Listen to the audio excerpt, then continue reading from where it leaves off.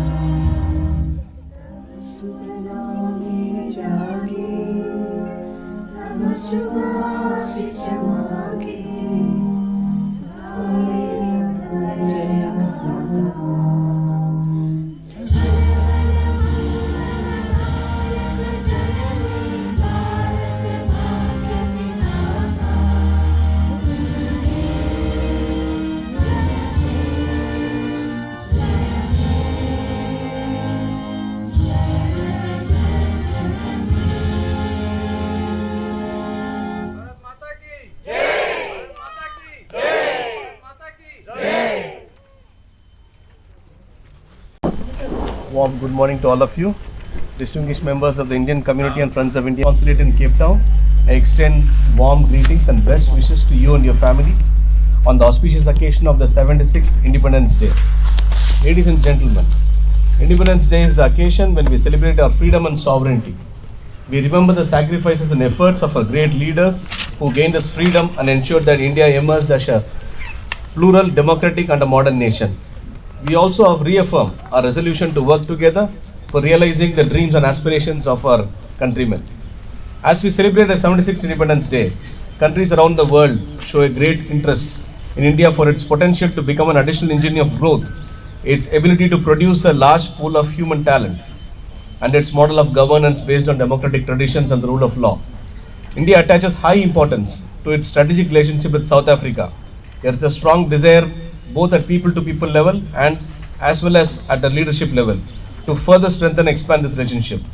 It will be our endeavor to continue working closely with the government and the people of South Africa to make our relationship stronger in the coming years.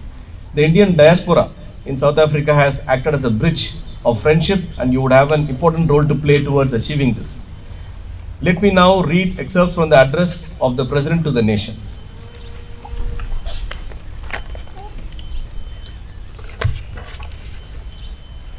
My dear fellow citizens, Namaskar. My heartiest greetings in advance to all Indians living in the country abroad on the eve of the 76th Independence Day. I am delighted to address you on this momentous occasion. India is completing 75 years as an independent nation. It is a cause of celebration not only for all of us, but also for every advocate of democracy around the world. When India won independence, there were many international leaders and experts who were skeptical about the success of democratic form of government in India. They had their reasons to be doubtful. In those days, democracy was limited to economically advanced nations. India, after so many years of exploitation at the hands of foreign rulers, was marked by poverty and illiteracy.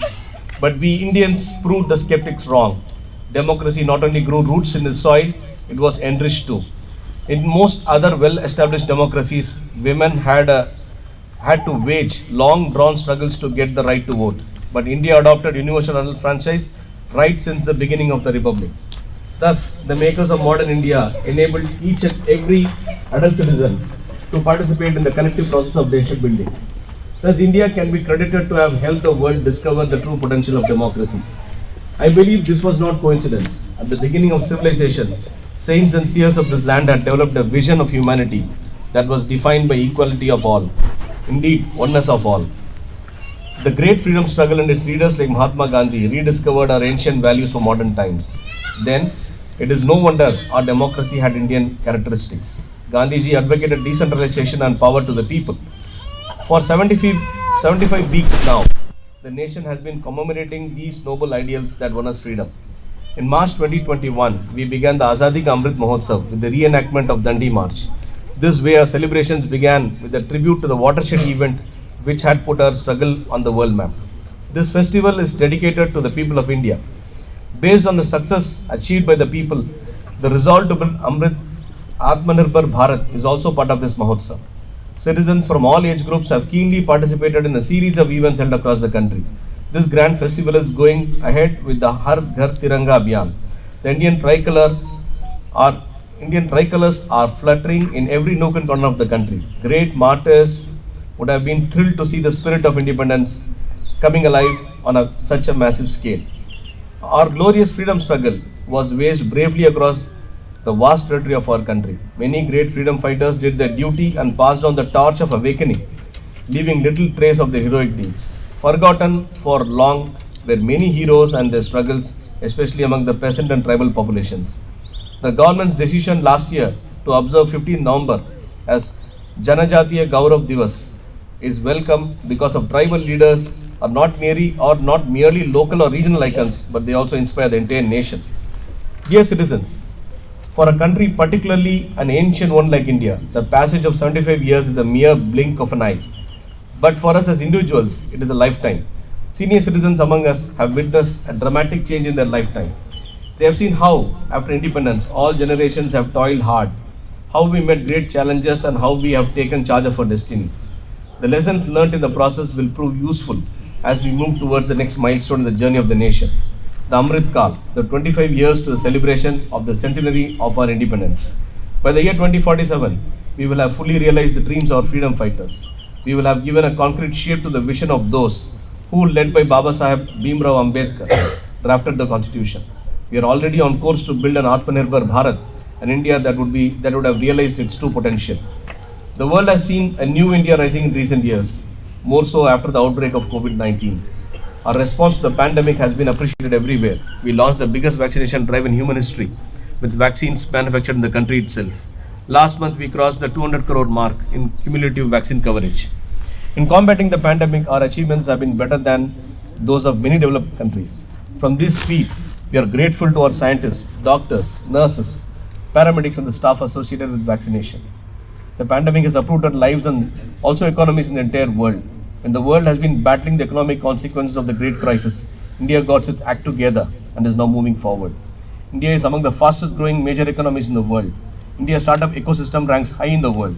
The success of startups in our country, especially the growing progress of unicorns, is a shining example of our industrial progress. The government and policymakers deserve credit for beating the global trend and helping the economy flourish. During the last few years, unprecedented progress has been made in the development of physical and digital infrastructure. Through the Pradhan Mantri Gati Shakti Yojana, all the modes of connectivity based on water, land, air, etc. have been integrated in the whole country to enable seamless transportation.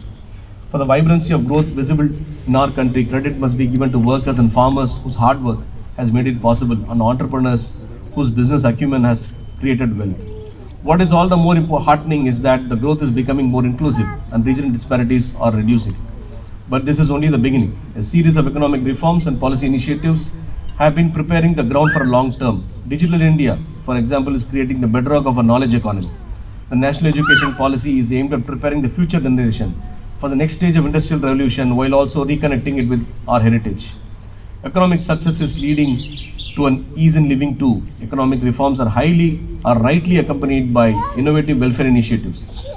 A home of its own is no longer a dream for the poor, but a reality for more and more people, thanks to the Pradhan Mantri Awas Yojana. Similarly, under the Jal Jeevan Mission, tap water connection is being provided to every household since the launch of the Har Ghar Jal scheme. The aim of these and many other similar efforts is to provide basic amenities to all, particularly the poor. The key word for India today is compassion, for the downtrodden, for the needy, and for those on the margins. Some of our national values have been incorporated in our constitution as the fundamental duties of the citizens. I appeal to every citizen to know about their fundamental duties and follow them in letter and spirit so that our nation reaches new heights. Dear citizens, at the core of transformation we have been witnessing in healthcare, economy, education, as well as number of related areas is the stress of good governance. When work is done with the spirit of nation first, it is bound to reflect in every decision and every sector. This is also reflected in India's standing in the world. India's newfound confidence stems from the spirit of its youth, its farmers, and above all, its women. Gender inequalities are reducing and women are moving ahead, breaking many glass ceilings. Their increased participation in social and political processes will prove decisive. At the grassroots level, we have more than 14 elected women representatives in the Panchayat Raj institutions. Our daughters are the biggest hope for the nation. Some of them brought laurels to the country at the recently held Commonwealth Games. Of course, India's sportspersons have been making the country proud by their performance in international competitions. A large number of our winners come from underprivileged sections of the society. From becoming fighter pilots to space scientists, our daughters are scaling great heights. Dear citizens, in celebrating Independence Day, we are celebrating our Bharatiyata. Our country is full of diversity, but at the same time, we all have something in common. It is this common thread which binds all of us together and inspires us to walk together with the spirit of Ek Bharat, Shrestha Bharat.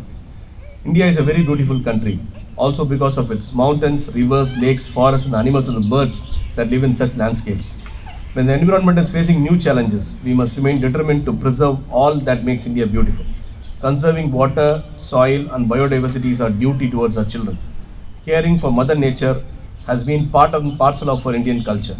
With our traditional lifestyle, we Indians can show the way to the rest of the world. Yoga and Ayurveda are India's invaluable gifts to the world.